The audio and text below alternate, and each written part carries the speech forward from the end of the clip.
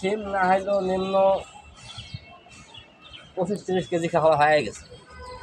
কেন অনেক খাওয়া যাবে, 20 টাইল আবার ফেরতে ধরবো। ম্যাক্সিমাম ওই বাসার দিচ্ছে 2 দিন টমেটো বাদ দিয়ে, ওই বাসার 7 টাকা দিচ্ছে 2 দিন, 7 টাকা 2 দিন এর 3 টাকা করে 1.5 কেজি দেওয়া আছে।